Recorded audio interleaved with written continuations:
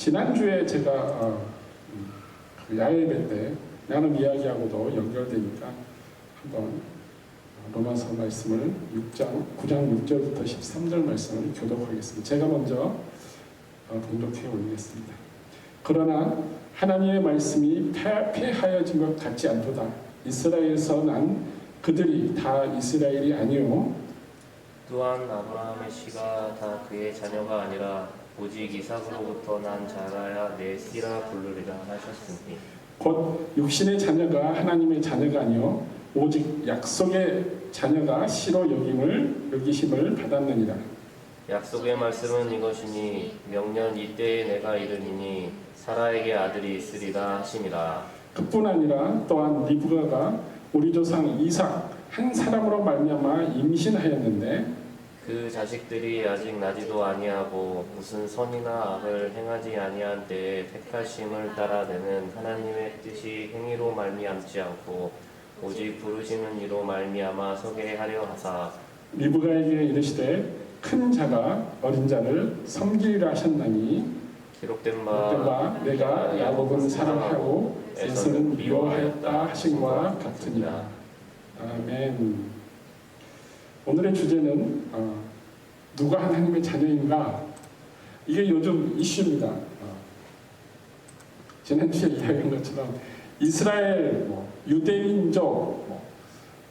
유대민족이 하나님이 선택한 민족, 아브라함을 통해서 민족이기 때문에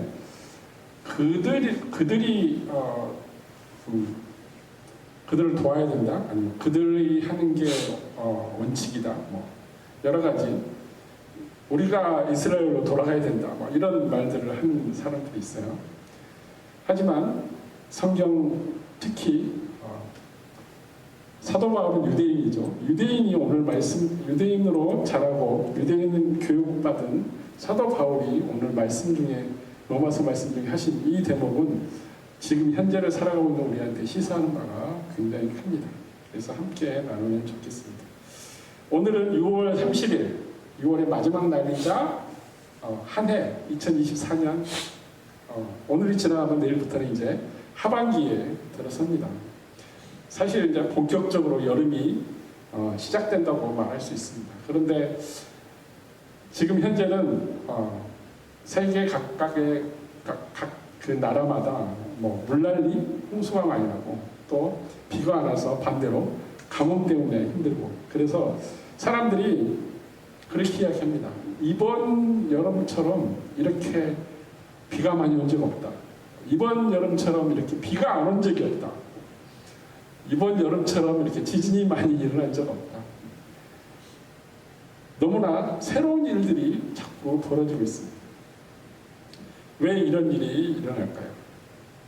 한 지역에 비가 너무 많이 내려가지고 홍수 때문에 힘들고, 또 반대로 비가 내리지 않아서 가뭄으로 모든 작물이, 농작물이 다 말라 비틀어지고, 또 어떤 곳은 태양열의 열돔 현상 때문에 사람의 체온이 37도, 38도가 아니라 40도도 넘어서서 50도, 그 중국의 신장 위구르 지역 한 그 사막 가운데는 80도 이렇게 되는 곳이 있어요. 난리도 아닙니다. 이러한 자연 현상들은 우리가 뜻한 우리 의지대로 무엇을 일으키고 우리 의지대로 뭔가를 한 게 아니라 자연 현상에서 일어난 것들을 우리가 받아들일 수밖에 없어요. 사람의 뜻과는 관계없이 수많은 생명들이 죽어가고 있습니다. 하지만 스스로의 뜻, 스스로의 의지, 자기의 그 의지로 자신의 생명을 그냥 위험한 곳에 던지는 사람들이 있습니다.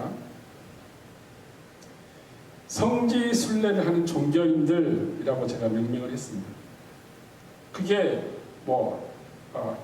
캐톨릭이든 아니면 개신교든 아니면 무슬림이든 관계없이 성지순례, 힌두교도 마찬가지예요. 성지순례를 하기 위해서 자기 몸을 던지는 사람들이 있어요. 그래서 모슬림 같은 경우는 그 사우디에 있는 메카라는 그 지역에 자기 평생에 1년에 자기 평생에 한 번은 꼭 그곳을 가야 된다는 그 규칙이 있어요. 율법이 있기 때문에 갑니다. 근데 그 기간이 있기 때문에 이 더운 여름에 갑니다. 거기 51도, 52도. 그래서 해년마다 수많은 사람이 그곳에 가서 죽습니다. 올해도 지금 집계를 해보면 뭐 200명 가까이 죽었다 그랬어요. 왜 죽었느냐? 더워서 죽은 거예요. 너무 더워서. 뭐 그 전에는 압사당해서 모든 사람이 죽고 많은 사람이 죽고 몇천 명이 죽었죠. 성지순례라는 그 이유 하나만으로 그곳에 가서 자기의 의로움, 자기의 그 믿음, 자기의 그 로열티를 보여주려고 하는 종교인들이 있습니다.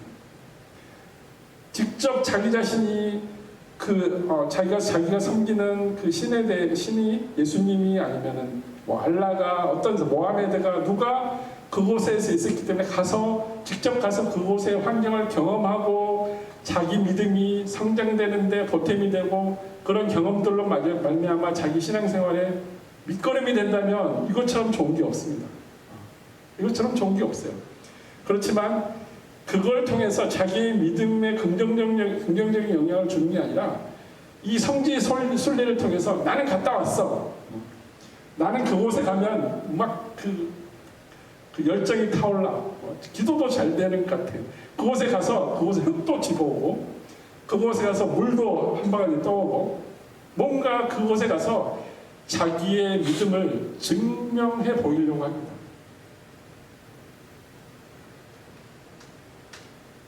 자신의 생명을 스스로 포기하면서까지 어리석은 선택을 하기도 합니다. 그래서 많은 사람이 죽어가는데 죽어가는 걸 작년에 봤음에도 올해 또 갑니다. 그곳에 가서 또 죽습니다.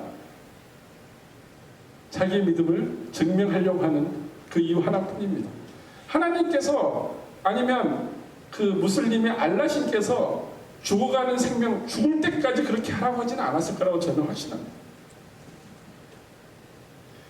또한 자신들의 믿음을 증명하려고 신을 믿지 않는 자들, 자신들이 믿고 있는 신을 믿지 않는 단체, 또 자신이 믿고 있지 않는 신을 믿지 않는 나라, 이런 나라들을 비방하고 공격합니다. 그리고 또 그렇게 전쟁 중인 나라를 방문해서 또 성지에 엎드려서 기도하고 또 자신만을 위해서, 자기가 속한 교회 단체만을 위해서, 그리고 자기가 속한 나라, 민족만을 위해서 기도합니다. 자신의 믿음을 증명하려고 합니다. 누가 봐주던 안 봐주던 자기가 속한 단체 안에서 자기 믿음을 스스로 증명하려고 합니다. 왜 이런 일이 일어나고 있는 걸까요? 오늘 제가 주제로 선정한 누가 하나님의 자녀인가? 라는 그 질문에 대해서 누가 하나님의 백성이고 누가 하나님의 자녀라고 주장하며 이 주장의 근거가 무엇인지를 찾는 것도 중요하지만 또 보다 중요한 것은 이 주장의 근거를 넘어서서 그러면 하나님, 우리가 섬기고 경배하고 예배하는 하나님의 뜻은 어디 있느냐? 하나님은 우리를 자녀로 바라보시는가? 하나님은 우리를 믿음이 하나님 보시기에 기쁘다고 바라보시는가? 무슬림 같은 경우는 그러면은 알라신이라는 그 신은 죽어가는 그들에게 향해서 그들의 믿음이 크다고 그들을 받아줄 것인가? 기쁘다고 할 것인가?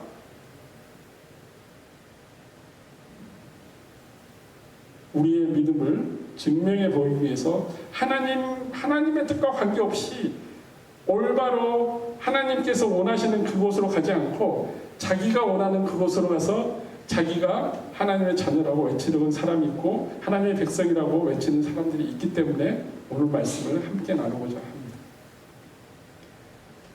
하나님의 뜻은 어디 있는지를 먼저 찾는 게 무엇보다 중요합니다. 왜냐하면 하나님은 우리가 섬기기 때문에.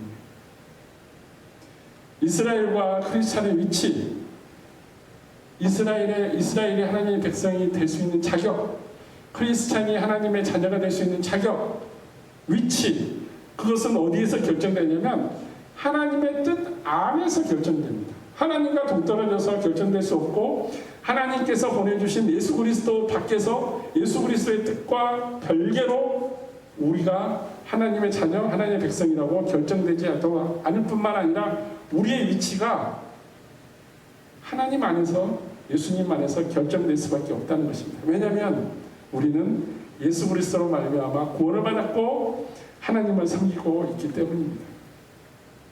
그래서 궁극적으로 이 믿음, 우리가 하나님 안에서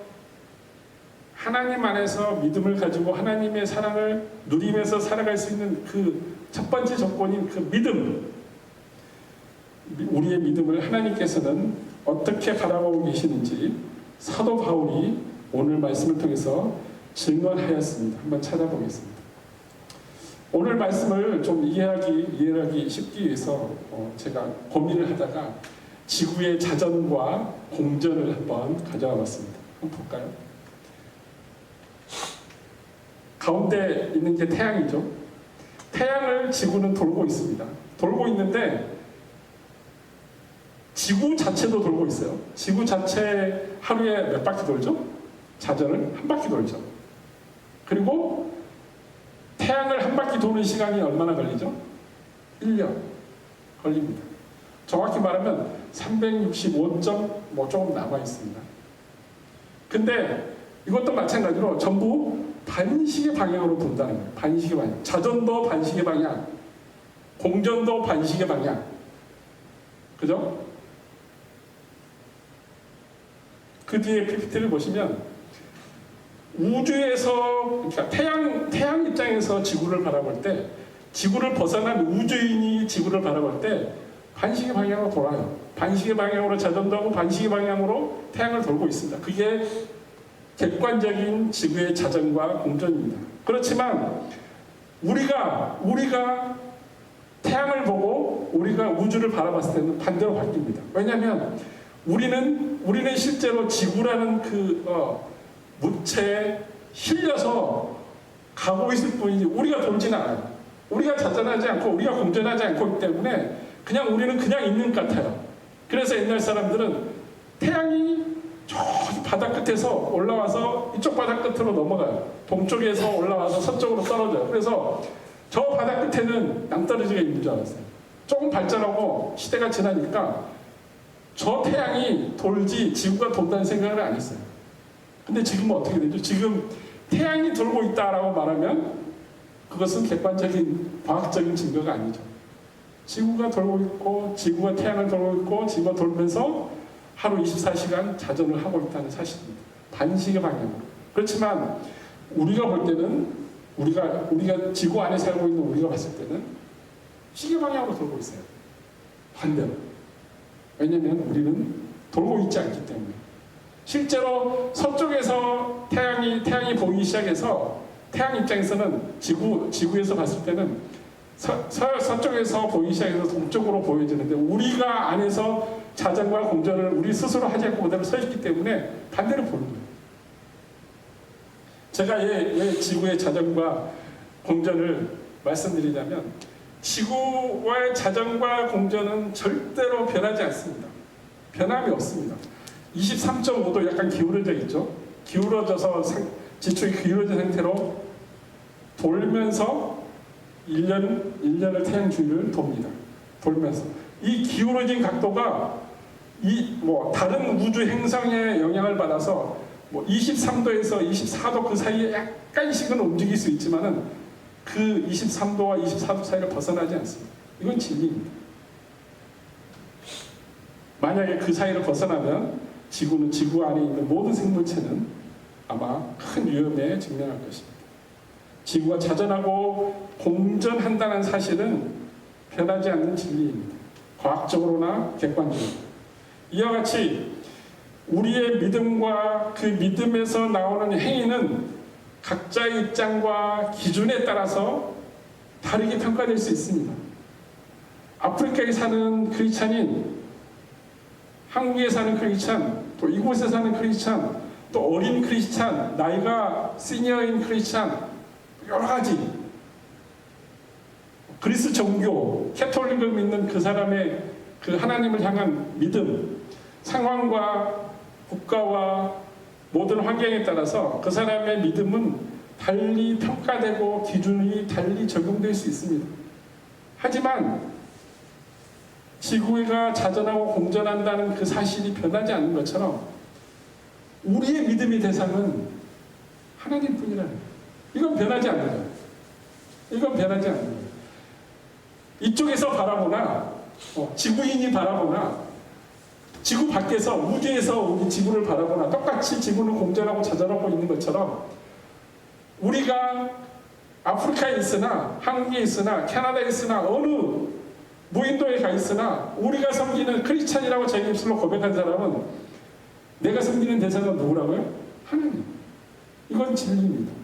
왜냐하면 하나님은 창조주시고 우리는 피조물이라는 그 진리를 우리가 인정하고 그것으로 말미암아 우리의 믿음이 시작됩니다. 만약 우리가 하나님의 나의 믿음의 대상이 아니고 하나님이 창조주라는 사실을 내가 인정하지 않으면은 그 누구도 그를 크리스찬이라고 말하지 않습니다. 하나님을 섬기는 자라고 이야기하지 않습니다. 왜냐하면 우리 크리스찬들은 믿음의 대상이 하나님이기 때문입니다. 이 진리는 전적으로 창조주이신 하나님의 주권과 권능을 먼저 인정하는 것부터 시작됩니다. 우리의 믿음 또한 이를 인정하는 것에서부터 우리의 믿음이 자라기 시작합니다. 만약 그것을 내가 하나님이 창조주, 하나님이 태초에 이 세상을 창조했다는 것을 내가 믿지 않고 의심하기 시작하면 성경 창세기부터 요한계시록까지 믿을 수 있는 게 하나도 없어요. 태초에 하나님이 창조했다는 그 사실을 믿는 순간부터 그때부터 성경 말씀은 우리 삶 가운데 살아서 움직입니다. 그게 우리의 믿음이 시작되는 부분이라는 거예요. 만약에 여러분 중에 주위에 크리스찬이라고 말하면서 창조설 내지는 하나님이 우리의 창조주 태초에 하나님께서 창조하셨다라는 것을 믿지 않고 글쎄 내가 조금 더 교회를 더 다녀봐야 돼. 크리스찬을 달고 있는 사람이 있다면 그 사람의 믿음은 잘못된 길을 가고 있는 거예요. 뭔가 잘못된 길을 가고 있는 거예요. 그걸 믿지 않으면 믿음의 성장을 이룰 수가 없습니다. 왜냐하면 가면 갈수록 성경 말씀을 보면 볼수록 꼬이기 시작하는 거예요. 점점 얽혀가 꼬여가지고 어떻게 풀지를 몰라요. 왜냐하면 첫 단추를 잘못 꼈기 때문입니다. 그러므로 우리의 믿음의 성장은 하나님의 주권과 권능, 사랑과 은혜 이것을 인정하고 그 안에서 내가 믿음의 씨앗을 키우기 시작할 때 비로소 싹을 틔우고 성장하기 시작합니다. 그러므로 사도 바울은 자신이 속한 민족인 이스라엘 민족에게 이렇게 고백합니다. 오늘 본문 말씀이 로마서 9장 6절부터인데 1절에서 5절 말씀을 보면은 사도 바울이 고민한 흔적이 있습니다. 내가 그리스도 안에서 참 말을 하고 거짓말을 아니하노라. 나에게 큰 근심이 있는 것과 마음에 그치지 않는 고통이 있는 것을 내 양심이 성령 안에서 나와 더불었지만 또 근심과 고통이 있다는 거예요. 그게 뭐냐? 나의 형제 곧 골육의 친척을 위하여 내 자신이 저주를 받아 그리스도에게 끊어질지라도 이 말을 하고 싶다는 거예요. 그 근심과 걱정과 고통이 누구 때문에 일어나느냐? 이스라엘! 그들은 이스라엘 사람이라 이렇게 이야기합니다. 예수 그리스도를 십자가에 못 박히게 내어준 그 이스라엘 사람이라고 이야기합니다. 그리고 왜 이스라엘 사람이라고 이야기하는 그 뒤에 대목이 그들은 양자가 되고 하나님께서 아브라함을 선택했죠. 영광과 언약들과 축복의 언약들, 율법, 10조, 10계명 모든 것을 다 약속을 받았고 예배도 드리고 하나님께 예배도 드리고 그리고 이스라엘 조상 아브라함으로부터 있었고 그리고 아브라함의 후손으로 다윗의 후손으로 예수 그리스도가 태어났으니 모든 것을 다 갖춘 민족이에요. 이스라엘 민족이. 그렇지만 사도 바울의 생각은 좀 다릅니다. 한번 오늘 본문 6절을 한번 볼까요? 6절 7절 그러나 하나님의 말씀이 패하여진 것 같지 않도다. 이스라엘에서 난 그들이 다 이스라엘이 아니라고 이야기합니다. 이스라엘에서 태어났다고 해서 이스라엘 민족 집안에서 가정에서 그 육신을 받고 태어난 자식이라 할지라도 이스라엘이 있고 참 이스라엘이 있고 참 이스라엘이 아닌 거짓 이스라엘이 있다는 거예요. 사도 바울의 증언입니다. 그것에 대한 증거가 뭐냐? 아브라함의 씨가 다 그의 자녀가 아니라, 이게 무슨 말이냐면 이스라엘의 민족인데 이스라엘 민족 중에 백성들 중에 다 이스라엘이 아니란 말, 이 말은 곧 아브라함의 자손으로 태어났지만 아브라함의 자손이 아니다라고 이야기를 합니다. 이게 무슨 말일까요? 그 뒤에 나오는 말입니다. 오직 이삭으로부터 난 자라야 내 씨라 불리리라 하셨습니다. 이건 하나님의 말씀입니다. 여호와 하나님께서 아브라함에게 먼저 약속을 했죠. 너는 너의 고향 친척집을 떠나서 내가 지시한 땅으로 가라, 가나안 땅으로 가라고 이야기하시고, 가나안 땅으로 아브라함이 믿음으로 순종하고 가서 살아가고, 근데 그러면서 너는 축복이 되고 너의 후손들은 하늘의 밤하늘의 별과 바닷가의 모래처럼 그렇게 뭐 수없이 많게 되고 연약까지 약속까지 해줬어요. 근데 자기 나이가 가나안 땅에 와서 나이를 먹어가고 자기 아내 사례가 이제 갱년기가 지나고 경수가 끊어지고 애를 낳을 수 없는 나이까지 됐어요. 99세, 90세 됐는데도 애가 없는 거예요. 그래서 사라가 어떻게 하냐면 자기 몸종인 하가를, 자기 몸종이 누구냐면 이집트에 갔을 때 아브라함이 자기 그 아내를 보고 다른 사람들이 아내의 사례가 너무너무 예쁘니까 내가 남편이라고 하면 나를 죽이고 자기 아내를 취할 것 같아서 자기는 사라의 오빠라고 거짓말을 합니다. 그래서 이집트의 왕이 데려가려고 그러니까 성령께서 나타나서 너 그러지 마라, 너는 죽는다 해서 다시 보내면서 미안하다고 금은 보화를 주고 노비들을 주고 노예를 줬는데 그 중에 한 사람이 하갈입니다. 사라의 몸종으로 온 하갈이, 이집트에서 온 하갈이 아브라함 가정에서 노예로 살아가고 있는, 종으로 몸종으로 살아가고 있는데 자기에게서 사라가 생각할 자기에게서 자식이 없으니까 하갈에게 아브라함 첩으로 아브라함의 그 씨바지로 보냅니다. 그래서 하갈이 얘를 낳죠. 이름이 누구죠? 이스마엘입니다. 이 이스마엘이 누구의 조상이 되냐면 지금의 아람 민족, 암몬 자손, 그리고 지금의 무슬림의 근본이 되는 거예요. 그래서 자기의 무슬림의 조상도 아브라함이라고 이야기해요. 왜냐하면 이스마엘도 아브라함의 씨이기 때문에. 그래서 그 이스마엘로 말미암아 자기 자손의 그 번성함을 생각을 했는데 하나님께서 나타나셔서 이 이야기를 합니다. 아니다. 오직 이삭.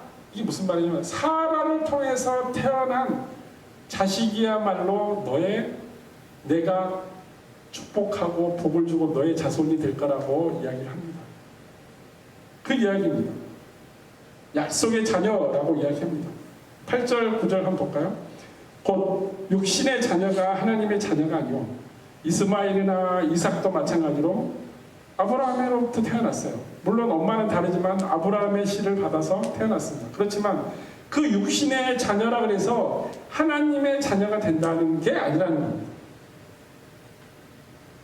오직 약속의 자녀가 씨로 여기심을 받았느니라.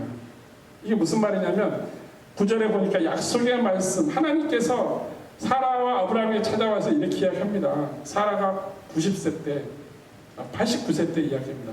아브라함이 99세 때, 10살 차이 나니까. 찾아와서 내년 이맘때 내가 이르리니 사라에게 아들이 있으리라. 그러니까 사라가 웃잖아요. 말도 안 되는 소리를 하고 계십니다. 이런 식으로. 텐트 뒤에서 쑥 웃습니다. 그래서 네가 왜 웃느냐? 웃지 않았습니다. 너는 웃었다. 하나님께서 그러다가 그 이삭의 이름의 뜻이 뭐냐면 웃었다라는 뜻입니다.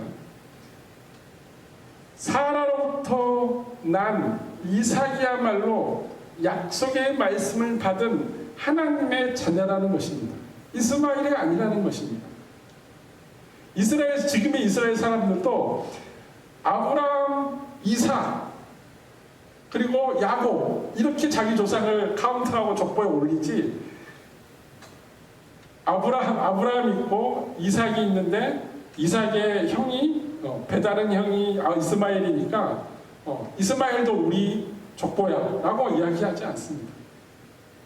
이스라엘 사람들도 그렇게 이야기를 해요. 근데 이스라엘 사람들은 자기가 아브라함의 자손이기 때문에 자기가 온리 선민이라고, 하나님께 택한 민족이라고 이야기합니다.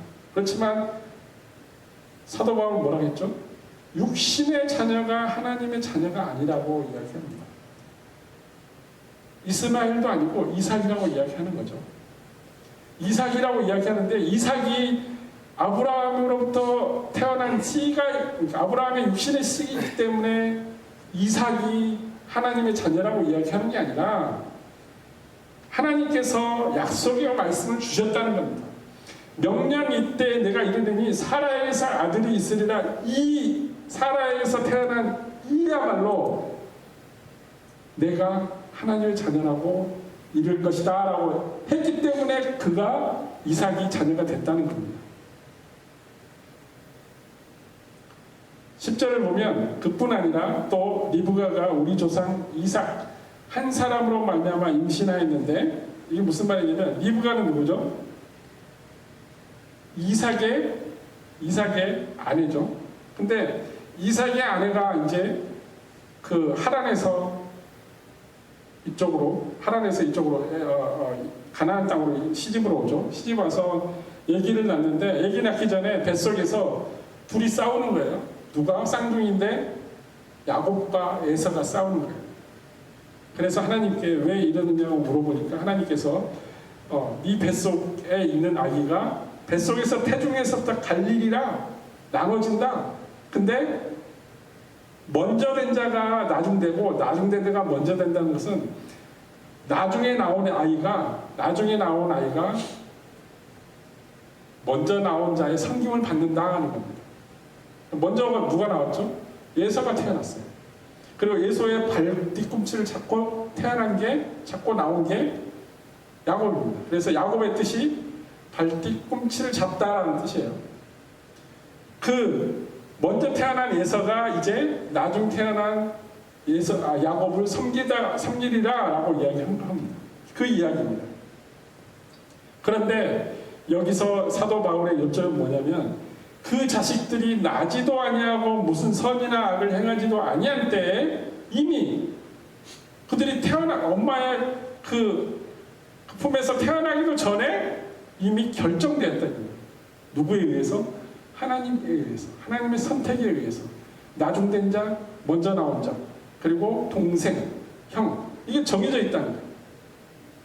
그들이 나와서 세상에 태어나서 내가 무슨 일을 하고 무슨 의로운 일을 하고 하나님 앞에 충성되는 삶을 하고 믿음이 좋아서, 그래서 나중된 자와 먼저 된 자를 하나님께서 결정하는 게 아니라 이미 세상에 태어나기도 전에 이미 하나님께서 택하심에 따라 하나님 뜻대로 결정했다는 것입니다. 그래서 택하심에 따라 되는 하나님의 뜻이 행위로 말미암지 않고 하나님의 뜻으로 되고, 오직 부르시는 이 하나님으로 말미암아 이 모든 것이 되었다는 것을 가르쳐주기 위해서 에서와 야곱이 태어나기도 전에 그 쌍둥이의 엄마 리브가에게 이미 예언했다는 것입니다. 그래서 12장 13절을 보면은 리브가에게 하나님께서 이야기합니다. 큰 자가 어린 자를 섬기리라 하셨으니 기록된 바 내가 야곱을 사랑하고 에서는 미워하였다. 언제부터? 뱃속에서부터. 태어나서 에서와 야곱이 뭔가를 하지도 않았는데, 에서가 하나님께 무슨 잘못을 아무것도 하지도 않았는데 이미 뱃속에서 하나님의 선택으로 결정되었다고 이야기합니다. 이 말이 어디에 나오냐면 말라기에 나옵니다. 이 말라기라는 챕터는 어디냐면 구약 성경의 마지막 성경책입니다. 마지막 신약으로 넘어가기 전에 마태복음 바로 전에 있습니다. 말라기 선지자 이름입니다. 북이스라엘의 선지자 이름입니다. 말라기 이 선지자가 하나님께 묻고 나서 여호와 하나님께서 말씀합니다. 너희는 내가 너희를 사랑하였노라 하나 너희는 이르기를 이스라엘한테 이야기하는 겁니다. 주께서 어떻게 우리를 사랑하셨나이까? 하나님께서 우리를 사랑하지 않았습니다. 이런 말이 이스라엘이 왜 하는 거냐면 하나님께서 우리를 사랑했다면 우리 북이스라엘과 남유다가 멸망하지도 않고 포로로 끌려가지도 않고 그 70년간 포로 생활하지도 않고 이렇게 고생하면서 살지 않았지 않습니까? 하나님께서 사랑하셨다면 이런 일이 일어날 수 있습니까? 라고 항변하는 겁니다. 그러니까 하나님께서 말씀합니다. 나 여호와가 말하노라. 예서는 야곱의 형이 아니냐. 그러나 내가 야곱을 사랑하였고 예서를 미워하였으며 그의 산들을 황폐하게 하였고 그의 산업을 광야의 이리들에게 넘겼느니라. 에돔은 말하기를, 이 에돔은 왜 갑자기 에돔이 나오냐면 이스마엘의 자손 그리고 예서의 자손, 예서가 누구랑 결혼했죠? 이스마엘의 딸하고 결혼했어요. 이스마엘의 자손이 어떤 민족이 됐냐면 에돔 민족이 된 거예요. 예서가 피부가 빨갛잖아요. 그래서 에돔의 뜻은 빨간 민족, 빨간 피부를 가진 민족, 이래서 에돔이라고 이야기합니다. 에돔이 이야기합니다. 하나님께 이야기합니다. 우리가 무너뜨림을 당하여 됐으나 황폐한 곳에서 다시 쌓으리라 하였거니와 그렇게 하나님께 반항했다는 거예요. 하나님 다 쓸어버리세요. 다시 우리 일어설 겁니다. 그러나 하나님께서 나 만군의 여호와는 이르노라. 그들이 쌓을지라도 나는 헐리라. 사람들이 그들을 일컬어 악한 지역이라 할 것이요 여호와의 영원한 진노를 받는 민족이라 할 것이며 너희는 눈으로 보고 이르기를 여호와께서 이스라엘 집 밖에서도 크시다 하리라. 이게 구약의 마지막 부분, 말라기가 시작되는 그 말라기 마지막 그 북의 2절부터 5절까지 말씀, 이스라엘을 치겠다고 이야기합니다. 말라기 선지자는 이렇게 선포하고 이스라엘의 제사장들과 백성들의 죄에 대해서 이제 말라기 2장, 3장 낱낱이 고합니다. 너희들의 죄가 뭐고 너희들의 그 죄로 말미암아 하나님께서 왜 분노하고 너희들에게 징계했는지를 말합니다. 그리고 구약성경 마지막 장인 말라기 4장이 마지막이에요. 4장에서 하나님께서 정하신 마지막 날 이스라엘과 그리스도와 그리고 하나님의 자녀에 관해서 선포하는 내용이 있습니다. 제가 읽어드릴게요. 말라기 마지막, 만군의 여호와가 이르노라. 보라, 영광로 불같은 날이 이르리니 교만한 자와 악을 행하는 자는 다 지푸라기 같을 것이라. 그 이르는 날 그들을 살라서 불태워서 그 뿌리와 가지를 남기지 아니할 것이로되 내 이름을 경외하는 너희에게는 공의로운 해가 떠오르서 치료하는 광선을 비추리니 너희가 나와서 외양간에서 나온 송아지같이 기뻐서 뛰리라. 또 너희가 악인을 밟을 것이니 그들이 내가 정한 날에 너희 발바닥 밑에 재와 같으리라. 만군의 여호와의 말이니라. 이 이스라엘 민족들이 이제 회개하고 하나님께로 다시 돌아와서 내 이름을 경외하는 너희들이 된다면 이라는 조건이 붙습니다. 보라, 여호와의 크고 두려운 날이 이르기 전에 내가 선지자 엘리야를 너희에게 보내리니. 이게 선지자 엘리야가 누구냐면 예수 그리스도입니다. 예수 그리스도를 너희에게 보내리니 그가 아버지의 마음을 자녀에게로 돌이키게 하는, 그러니까 분노한 하나님으로부터 하나님을 모른다고 뒤돌아서 하나님의 고개를 적게 분노를 샀던 그 이스라엘 민족 그 중간에서 아버지의 마음을 백성에게로 돌리고 백성은 아버지에게로 돌아가는 그 중보자 역할을 하신다는 거예요. 예수 그리스도께서. 그가 아버지의 마음을 자녀에게로 돌이키게 하고 자녀의 마음을 그들의 아버지에게로 돌이키게 하리라. 조건이 있습니다. 돌이키지 아니하면, 이게 구약의 마지막 구절이에요. 만약 너희들이 지금처럼 돌이키지 아니하고 나를 모른다 그러고 계속 내가 오라는 방향 반대 방향으로 간다면, 돌이키지 않다면 두렵건대 내가 와서 저주로 그 땅을 칠까 하시니라. 이게 하나님께서 말라기 선지자를 통해서 구약에 명확하게 말씀해 주신 내용입니다. 그리고 하나님께서 약속하신 대로 예수 그리스도를 보내주셔서 예수 그리스도가 그 역할을 명확하게 했습니다. 화목케 하셨다는 거예요. 하나님과 우리가 죄로부터 갈라졌을 때 그 죄를 용서해 주심으로 다시 화목하게 됐다는 것입니다. 또한 사도 바울은 로마서 28장부터 30절 말씀, 이 말씀에서 예수 그리스도와 그를 따르던 크리스천에 관해서 이렇게 증거하고 있습니다. 한번 볼까요? 우리가 알거니와, 성경 공부에 나온 내용이죠. 하나님을 사랑하는 자, 곧 그의 뜻대로 부르심을 입은 자들에게는 모든 것이 합력하여 선을 이루느니라. 하나님이 미리 아신 자들을 또한 그 아들의 형상을 본받게 하기 위하여 미리 정하셨으니 이는 그로 많은 형제 중에서 맏아들이 되게 하려 하시니라. 또 미리 정하신 그들을 또한 부르시고 부르신 그들을 또한 의롭다 하시고 의롭다 하신 그들을 또한 영화롭게 하셨느니라. 하나님께서 그들을 그 육신의 자녀, 육신의 씨를 이어받은 이스라엘 민족이라 그래서 그들을 하나님의 자녀라고 얘기하는 게 아니라 하나님 부르심에 합당한 자, 하나님께서 부르신 자, 하나님의 그 뜻에 합당한 자, 그 뜻대로 부르심에 입은 자들을 통해서 이제 어떠한 상황과 어떠한 민족과 어떠한 나라 가운데 있을지라도 하나님의 뜻을 행하는 자들, 하나님께서 부르신 자들이 하나님의 최종적인 목적, 마지막 그 고를 향해서 그들을 사용하신다는 거예요. 그러면 누가 하나님의 자녀입니까? 하나님께서 함께 하신 그 자녀들이, 크리스찬들이, 그 사람들이 유대인일지라도 크리스찬일지라도 하나님 뜻 가운데 있지 아니하고 하나님의 부르심을 받은 것을 순종하지 않은 자들에게는 하나님께서 하나님의 자녀라고 일컬음을 해주시지 않는다는 것입니다. 결과적으로 누가 하나님의 자녀인가? 라는 이 질문 앞에서는 하나님의 택함과 부르심을 받은 자 라는 사실이 사도 바울이 증거하고 있는 것입니다. 택함, 하나님의 선택함의 시작은 하나님의 은혜와 사랑입니다. 예서와 야곱을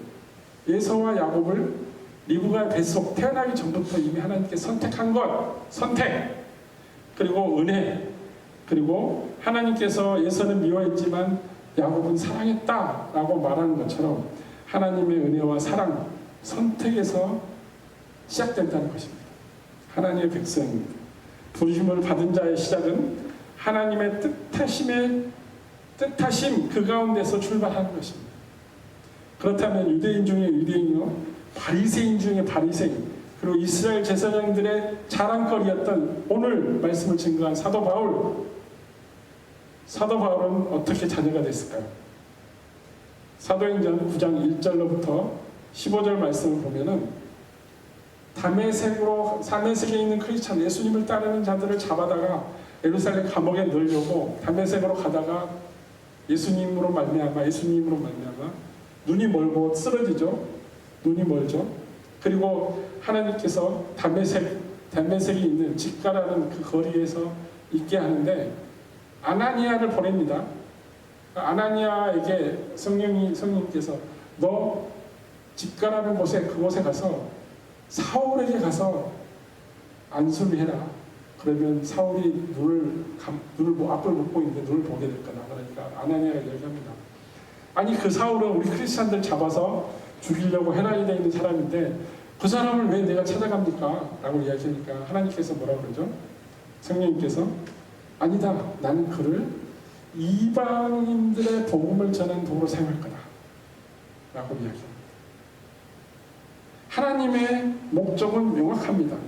그 사도 바울도 불러서 하나님 목적에 합당한 자, 하나님 뜻 가운데 행하는 자로 부르시기 위해서 사울을 부르시고 안수를 주고 눈을 다시 뜨게 하고, 그리고 하나님이 원하시는 이방 땅으로 달려가서 이방 민족들이, 모든 사람들이 하나님 말씀 예수 그리스도를 복음을 전할 수 있도록 하나님께서 사도 바울과 함께합니다. 그 사도 바울이 오늘 적은 내용이, 증언한 내용이, 하나님의 자녀는 육신으로 의하지 않고 하나님의 뜻 가운데, 하나님의 택하신 가운데 하나님 자녀의 그 뜻이 있다고 증거하고 있다는 것입니다. 하나님께서 선택하시고 하나님께서 사울이라는 그릇을 어디에 사용할 것인지를 먼저 명확하게 선택했다는 것입니다. 그리고 그 뜻을 위해서 부르셨다고 이미 증거하고 있습니다. 결국 오늘 이곳에 모인 우리가 예수 그리스도에 대해서 우리의 마음과 입술로 믿음의 고백을 하기 전에 먼저 예수님을 우리가 알지도 못했는데 먼저 하나님께서는 하나님의 뜻 가운데 우리를 선택했다는 사실입니다. 그걸 믿으셔야 됩니다. 하나님께서 리브가의 뱃속에서 에서와 야곱을 갈랐던 것처럼, 에서를 미워하고 야곱을 사랑했던 것처럼 이미 하나님께서 우리를 선택하시고 우리가 예수 그리스도의 이름으로 하나님 자녀에게로 들어갈 수 있도록 우리를 사용하셨다는 것입니다.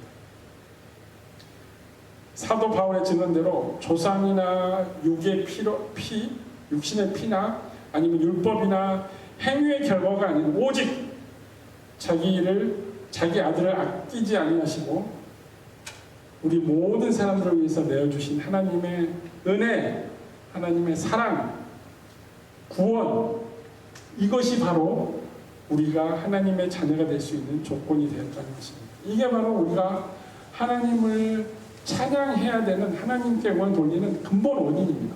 왜냐하면 우리가 죄인 되었을 때, 하나님을 알지도 못하고 예수님을 알지도 못했을 때, 우리가 죄인 되었을 때, 그때 은혜를 주시고 사랑을 주셔서 우리를 구원해 주셨다는 것입니다.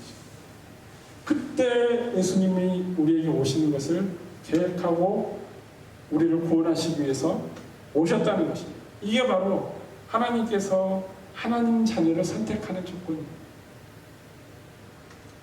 좀 억울합니다. 그러면은 내 의지와 노력과 상관없이, 내가 교회 다니는 것과 나의 믿음과 상관없이 이미 하나님께서 다 정했으니까 하나님 마음대로 하시겠네요? 이렇게 질문할 수 있습니다. 그 부분은 로마서 바로 뒤에 나오는 10장에 나옵니다. 다음 주에 왜 그런 질문에 대해서 사도 바울이 그 질문에 대해서 어떻게 답하는지 다음 주에 같이 나누도록 하겠습니다. 결론은 하나님의 선택으로 말미암아, 하나님의 은혜로 말미암아 이루어진 것이지, 하나님의 자녀가 되는 것이지, 내가 뭔가를 해서 내 믿음이 좋아서 또 내가 바라보는 그 시각이 좋아서가 아니라 하나님께서 선택하셨고 하나님께서 부르셨고 하나님께서 부르심에 합당한 자들, 하나님의 부르심에 순종하는 자들과 함께 하나님의 뜻을 이루어 가신다는, 그게 목적이에요. 하나님께서 선택해서 그를 구원해서 그래, 너는 구원했으니까 들어가, 너 다음 차례지 구원돼서 들어가. 하나님 나라에 그냥 드리기 위해서 그들을 구원하고 그들에게 은혜 주고 사랑을 주시는 게 아니라, 복음을 전하는 게 아니라, 너를 선택해서 네가 순종하기를 원해, 순종해. 그러면 구원의 믿음을 가질 수 있어. 믿음을 가진 자들은 어떻게 해야 되냐? 하나님이 원하시는 그 뜻 가운데로, 그 부르심 가운데로 순종하면서 달려가라는 거예요. 복음을 전하고, 아직도 하나님을 모르고 복음을, 그 뉴스를 듣지 못한 자들에게 하나님을 알리고 예수님을 알리고, 그들도 그 어둠에서 나와서 구원받게 하고 죄로부터 자유를 얻고 광명을 찾게 할 수 있는 그, 도구 역할을 하라는 것입니다. 사도 바울과 같은 그 역할을 하라는 것입니다. 그게 하나님께서 선택한 이유입니다. 그래서 사도 바울은 오늘 이렇게 고백하는 것입니다. 육신의 씨가 아니고 오직 하나님의 선택하시고 하나님께서 뜻하신 바대로 행하는 자, 그 자를 향해서 하나님께서 선택했다는 것입니다. 하나님 자녀로 부르셨다는 것입니다. 또한 우리는 오직 예수 그리스도의 이름으로 예수님의 사랑 안에서 예수님이 주신 그 사랑, 우리를 대신해서 죽으신 그 사랑 안에서 우리가 구원을 받고 죄사함을 받고 하나님의 자녀가 됐기 때문에 하나님의 사랑 안에서 모든 게 이루어졌음을, 하나님의 은혜 안에서 모든 게 이루어졌음을 기억하시기 바랍니다. 이게 중요합니다. 기억하는 게 중요합니다. 나는 아무것도 아니야. 나는 능력이 없어. 나는 아무것도 아니야. 라고 자기를 내려놓는 그 생각보다 하나님께서 나를 얼마나 소중히 여기셨는지를 기억하십시오. 그 기억으로 말미암아 하나님께서 나의 기도를 들으시고 하나님이 나의 기도를 들어주실 것을 녹화할 수 있는 그 기억, 그것이 바로 나의 기억으로 하나님께서 나를 사랑해 주신, 나에게 은혜를 베풀어 주셔서 나를 선택해 주신 것을 기억하는 것이 바로 우리의 기도의 응답의 첫 번째 조건이 되기도 합니다. 그게 바로 오늘 말씀, 하나님의 자녀는 누구인가? 이스라엘 자녀, 크리스찬, 캐톨릭, 무슬림 이런 게 아니라 하나님의 선택하시고 하나님의 뜻 가운데 행하는 자, 그 자가 하나님의 자녀임을 기억하시기 바랍니다. 다 같이 고개 숙여 기도드리겠습니다.